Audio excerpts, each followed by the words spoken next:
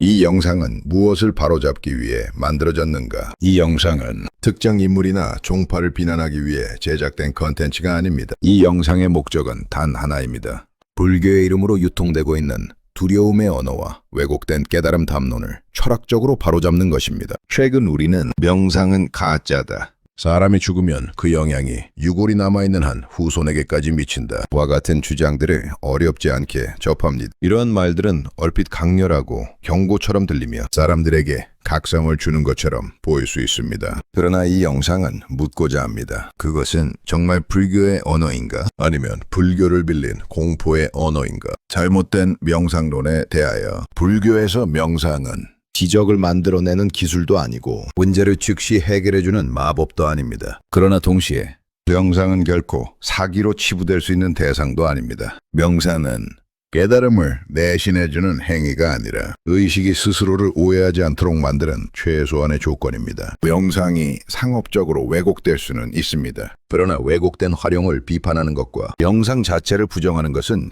전혀 다른 문제입니다. 이 영상은 명상을 신비화하지도 폐기하지도 않습니다. 그 대신 명상을 티베트 사자의 서교리 위치로 되돌려 놓고자 합니다. 또 하나, 죽은 뒤 남은 육체나 유골이 후손의 삶에 영향을 미친다는 주장 역시 티베트 사자의 서교리와는 명확히 구분되어야 합니다. 티베트 불교에서 업은 물질에 저장되지 않습니다. 혈통을 따라 흐르지 않습니다. 후손에게 강제로 상속되지도 않습니다. 업은 오직 의식의 선택과 반복된 인식의 방향성으로만 작동합니다. 후손을 내세운 공포, 죄책감을 통한 통제, 정화하지 않으면 재앙이 이어진다는 식의 담론은 종교라기보다는 민속신앙이나 권위적 종교 통제의 언어에 가깝습니다. 이 영상은 티베트 사자의 서교리를 다시 자각의 종교, 두려움이 아닌 이해의 길로 돌려놓고자 합니다. 이 영상이 전하고자 하는 핵심 메시지, 이 영상은 말합니다. 수행을 하지 못해도 괜찮습니다. 완전하지 않아도 괜찮습니다. 바쁘고 지친 삶 속에서도 올바른 가르침을 반복해서 듣고 이해하려는 그 태도 자체가 이미 의식을 바꾸는 시작입니다. 티베트 사자의 서가 말하듯 깨달음은 언제나 지금 이 의식이 무엇을 보고 있는지를 알아차리는 데서 시작됩니다. 시청자 여러분께 드리는 부탁입니다. 이 영상이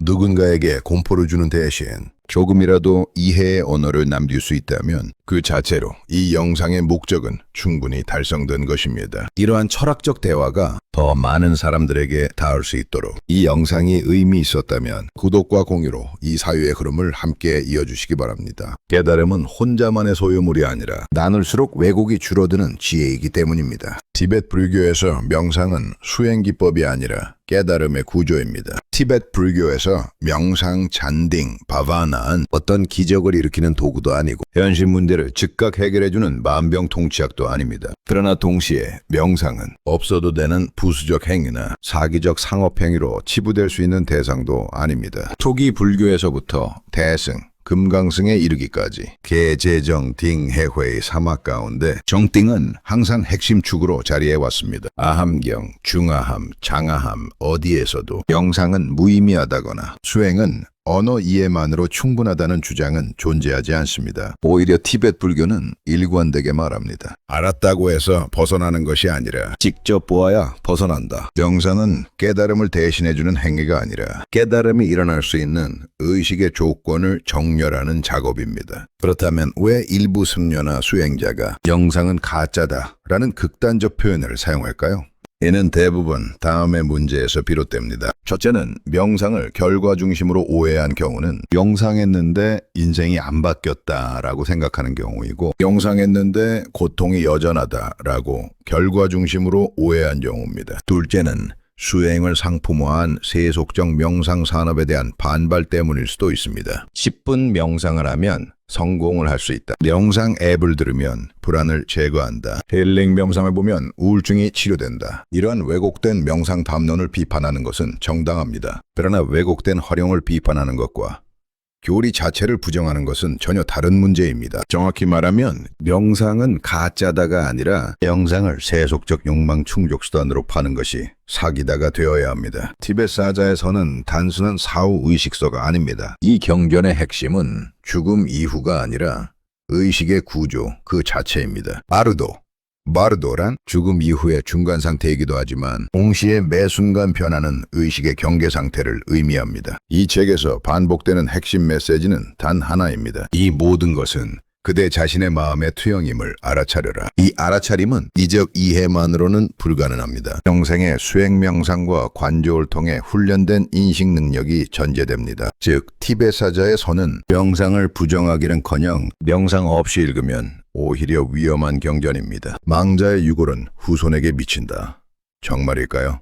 이 두 번째 주장은 더 심각한 교리적 혼선을 내포합니다. 티베트 사자의 서교리에서 업교, karma는 물질이 아니라 의식의 연속성에 의해 전달됩니다. 뼈, 유전자, 혈통.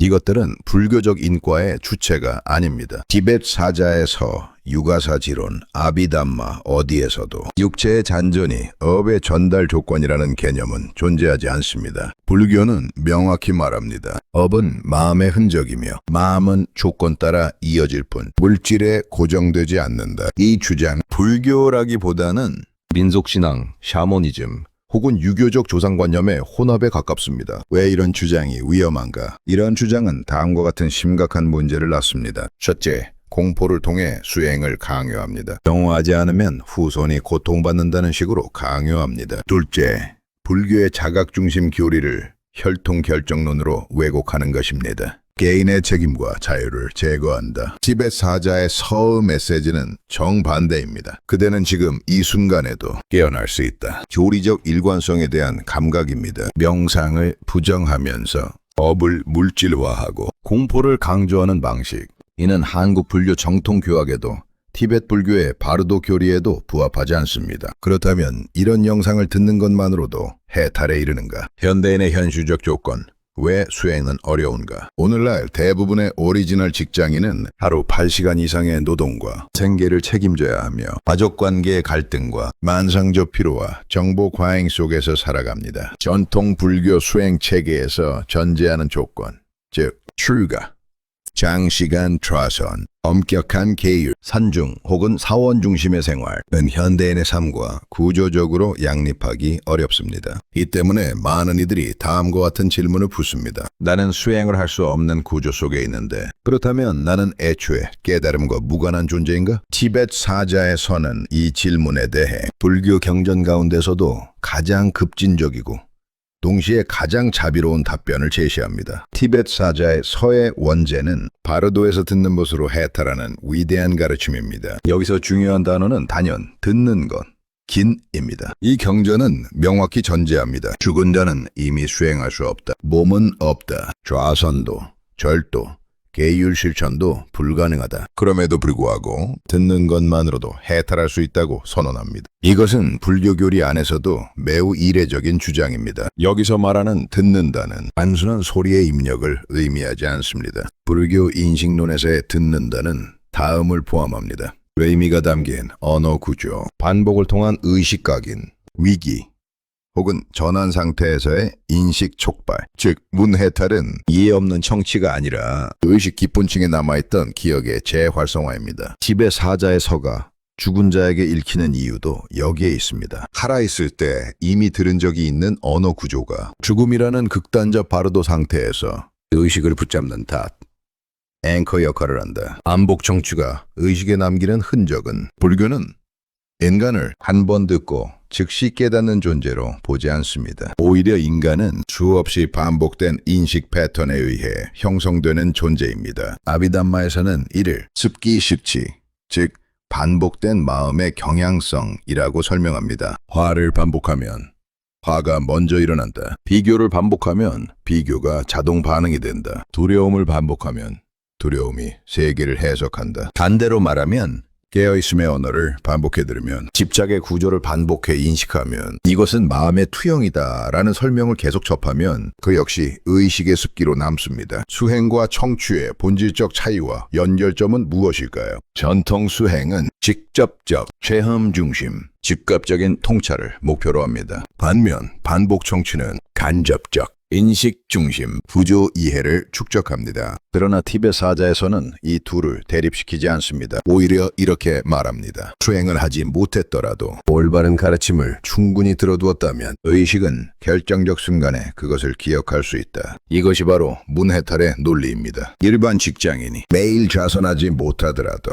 산중 수행을 하지 못하더라도 다음과 같은 행위는 가능합니다. 출퇴근 중 강의 청취, 반복적으로 동일한 철학 메시지 접촉, 삶의 고통을 문제가 아니라 의식 현상으로 해석하는 언어 습득. 이것은 결코 무의미한 행위가 아닙니다. 불교적으로 말하면 이는 법을 바꾸는 것이 아니라 업을 해석하는 틀을 바꾸는 작업입니다. 해탈은 결과가 아니라 방향 전환이다. 많은 현대인은 해탈을 신비 체험, 완전한 평온, 고통의 소멸로 상상합니다. 그러나 티베트 사자의 서에서 말하는 해탈은 의식이 자기 자신을 오해하지 않는 상태에 가깝습니다. 이것은 외부의 위협이 아니라 내 마음이 만들어낸 형상임을 알아차리는 것. 이 한 문장이 반복적으로 의식에 각인될 수 있다면 그 사람은 이미 해탈의 방향으로 기울어진 삶을 살고 있는 것입니다. 티베트 사자의 서를 둘러싼 가장 일반적인 오해는 이것입니다. 바르도는 죽은 뒤에만 겪는 특별한 상태다. 그러나 티베트 불교 전통에서 바르도는 단지 4, 5세계의 중간지대를 의미하지 않습니다. 여러분, 불교에서 말하는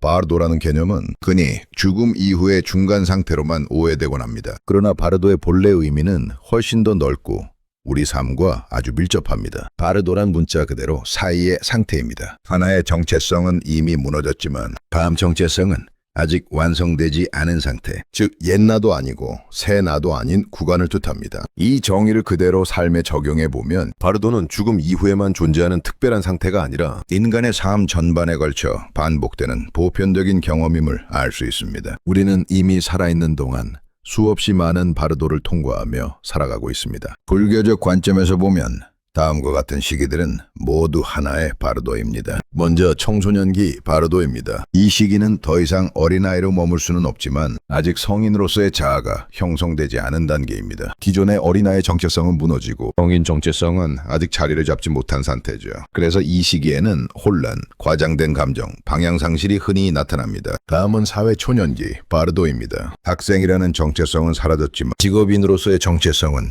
아직 불안정합니다. 나는 이제 사회인이다 라는 말은 하지만 정작 내가 어떤 역할을 수행하는 사람인지 어디에 속해 있는지는 명확하지 않습니다. 중년기 바르도 역시 매우 중요한 전환기입니다. 이 시기에는 성취와 역할을 중심으로 구축해온 자아가 흔들리기 시작합니다. 이만하면 성공한 것인가? 나는 왜 이렇게 공허한가? 삶의 의미를 다시 묻기 시작하는 순간 우리는 이미 중년기의 바르도에 들어선 것입니다. 또 하나 중요한 바르도가 있습니다. 바로 번아웃과 우울의 바르도입니다. 이때는 단순히 지친 것이 아니라 기존의 나를 지탱하던 삶의 의미 체계 자체가 붕괴됩니다. 예전에는 당연하다고 믿었던 가치들이 더 이상 작동하지 않습니다. 마지막으로 퇴직, 상실, 이별의 바르도가 있습니다. 직업, 가족 역할, 관계 속 위치처럼 역할에 기반한 자아가 해체되는 시기입니다. 이때의 사람들은 종종 이렇게 말합니다. 나는 이제 내가 누군지 모르겠다. 이 모든 시기를 관통하는 공통된 문장은 단 하나입니다. 나는 더 이상 예전의 내가 아니지만 아직 새로운 내가 누구인지도 모른다. 바로 이 상태, 정체성이 붕괴되었으나 아직 재구성되지 않은 이 의식 상태가 불교에서 말하는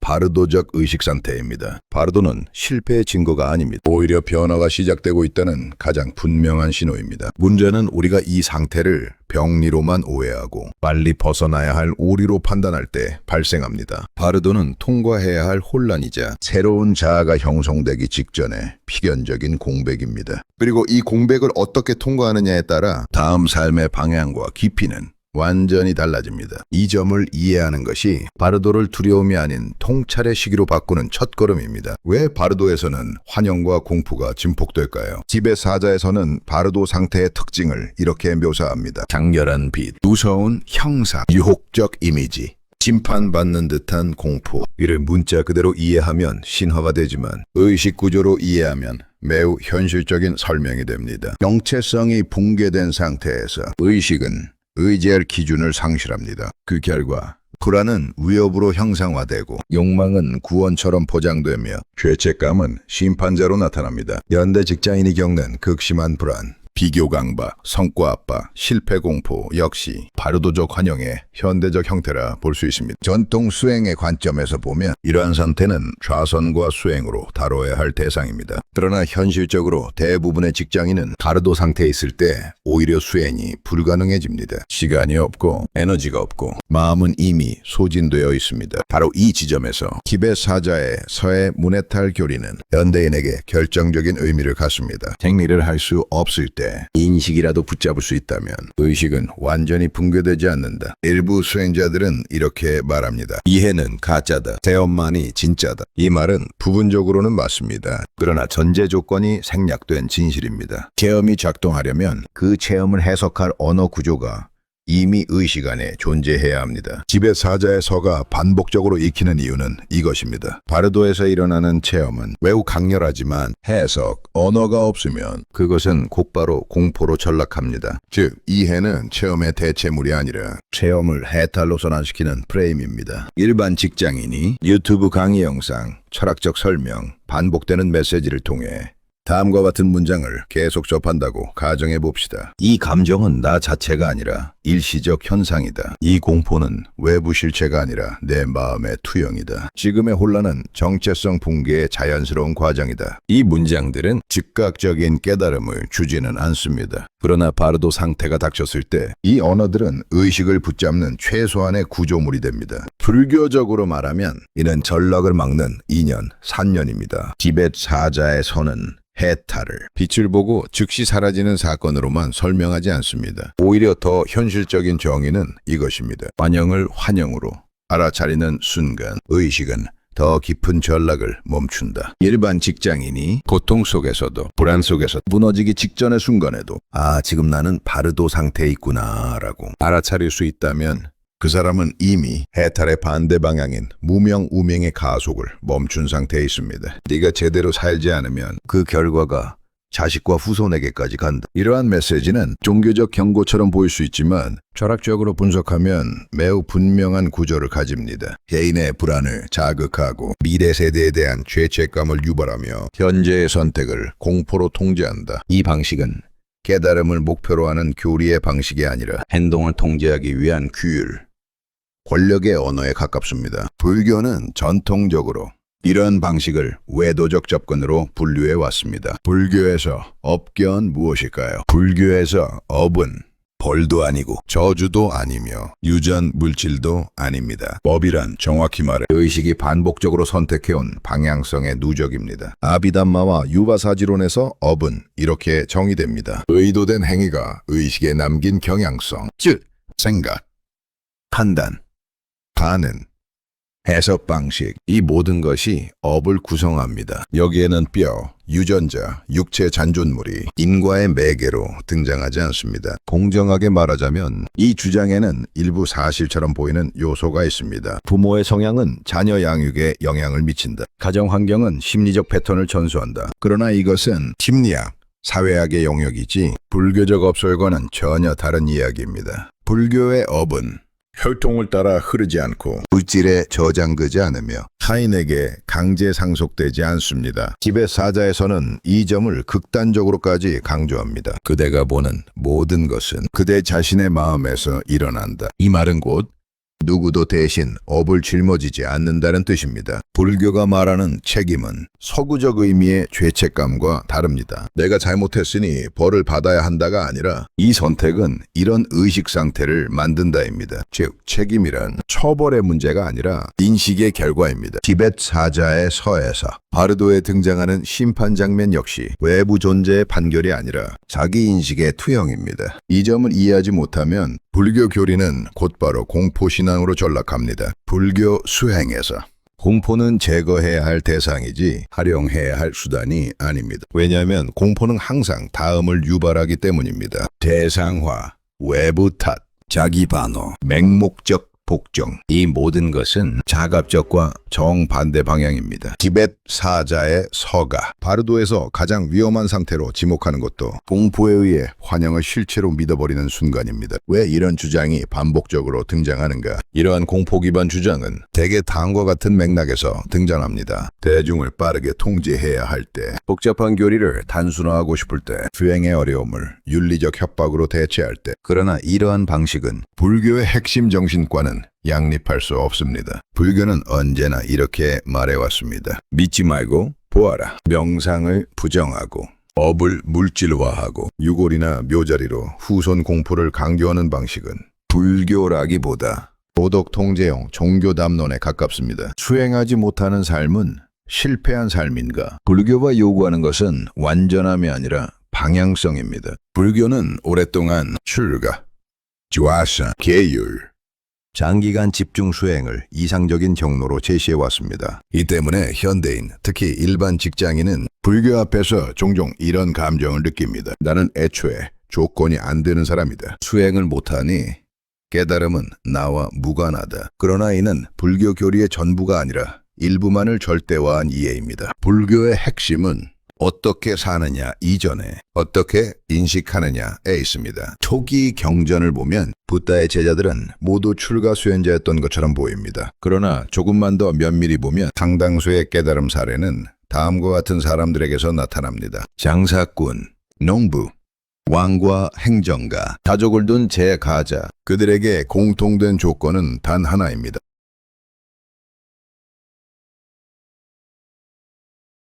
불교는 인간을 원래 불완전한 존재로 전제합니다. 번뇌가 있고 집착이 있고 두려움과 욕망이 교차합니다. 중요한 것은 이 상태를 숨기느냐 아니면 자각하느냐입니다. 티벳 사자에서는 말합니다. 두려움이 일어났음을 아는 자는 이미 두려움에 완전히 삼켜지지 않았다. 즉 깨달음의 출발점은 완전함이 아니라 자각의 방향성입니다. 일반 직장인의 삶이 수행이 될 수 있는 이유는 다음과 같습니다. 일반 직장인의 삶은 반복적이고 경쟁적이며 피로가 누적되는 구조입니다. 불교적으로 보면 이는 수행에 불리한 환경이 아니라 번뇌가 가장 노골적으로 드러나는 환경입니다. 비교, 열등감, 분노, 불안, 성취의 집착, 이 모든 것이 숨겨지지 않고 매일 표면으로 올라옵니다. 이 점에서 현대인의 삶은 오히려 수행의 재료가 풍부한 장필드입니다. 유튜브 영상 같은 반복 청취와 이해는 즉각적인 변화를 약속하지 않습니다. 그러나 그것은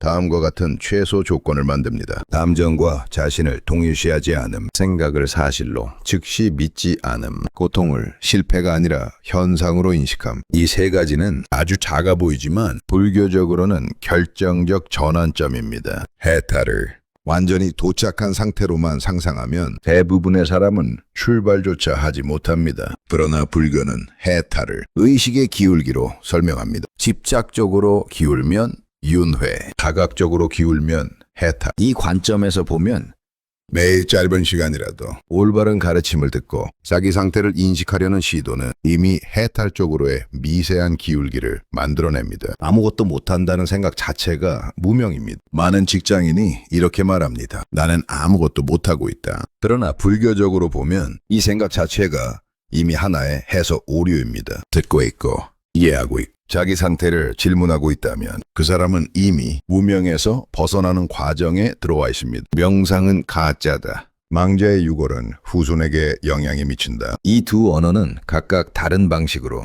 그러나 동일한 지점에서 불교 교리와 근본적으로 충돌합니다. 첫째, 명상 부정론은 불교를 자각의 종교가 아니라 언어 해석 혹은 도덕 훈계 체계로 전락시킵니다. 불교에서 명상은 완성을 보장하는 마법이 아니라 의식이 자기 자신을 직접 관찰할 수 있도록 만드는 조건입니다. 명상이 상업적으로 왜곡될 수는 있지만 그 왜곡을 이유로 명상 자체를 부정하는 것은 불교의 인식 구조를 부정하는 것과 같습니다. 둘째, 후손 영향론은 업을 물질화하고 책임을 혈통화하며 깨달음을 공포관리로 지원합니다. 이는 티벳 사자의 서가 말하는 모든 체험은 자기 마음의 투영이라는 핵심 명제와 정면으로 배치됩니다. 따라서 질문자의 판단은 감정적 거부가 아니라 교리적 식별에 근거한 타당한 문제제기입니다. 티벳 사자의 서와 관련한 영상을 유튜브로 듣는 것만으로도 정말 해탈에 도움이 되는가? 이 질문에 대해 불교는 놀라울 정도로 명확한 답을 줍니다. 그렇다. 단, 조건이 있다. 그 조건은 다음과 같습니다. 올바른 가르침일 것, 반복적으로 접할 것, 자기 삶의 경험과 연결할 것. 티벳 사자의 서가 말하는 문해탈 근게이토는 아무 생각 없이 들으면 구원받는다는 미신이 아닙니다. 그것은 행위가 불가능한 상태에서도 의식이 붕괴되지 않도록 붙잡아주는 최소한의 인식구조입니다. 일반 직장인이 강의 영상, 철학적 설명, 반복 청취를 통해 자기 경험을 해석할 언어를 갖추는 일은 결코 하위 수행이 아닙니다. 그것은 현대인의 조건 속에서 가능한 가장 현실적인 수행 형태입니다. 이 지점에서 세 가지를 정리할 필요가 있습니다. 명상은 직접적 자각을 가능하게 하는 가장 강력한 수단이고, 정치는 위기 상황에서 의식을 지탱하는 언어 구조 형성입니다. 이해는 체험을 해탈로 연결시키는 해석 프레임입니다. 이 셋은 경쟁 관계가 아닙니다. 상황에 따라 작동하는 깊이와 역할이 다를 뿐입니다. 문제는 이 중 하나를 절대화하여 나머지를 무가치하다고 만드는 태도입니다. 그 순간 불교는 수행이 아니라 교조가 됩니다. 티벳 사자에서는 왜 공포가 아니라 자각을 선택하는가? 공포는 즉각적인 행동을 유도하지만 자각은 방향을 바꿉니다. 티벳 사자의 서가, 죽음이라는 극단적 상황에서도